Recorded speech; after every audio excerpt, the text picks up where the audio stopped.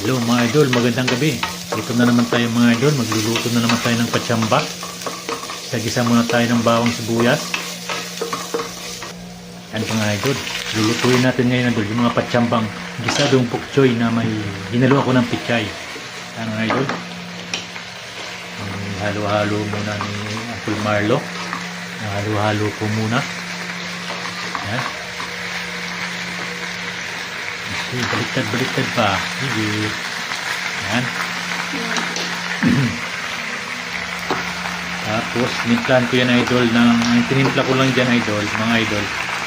Liquid seasoning at isang pack na oyster sauce, paminta, asin. Yan mga idol, binaliktad niya idol. Ginaya niyo man napapanood sa TV. Marunong din pala siya magbaliktad. Oh. Tumalon-talon pa. Tapos yan mga idol, bago ko ginawa yung gisa ng bawang sibuyas na yan idol, nag-fried garlic muna ako. Yan, nilagay ko na dyan idol. Ayan idol, ayan yung finished product natin ngayon. Okay.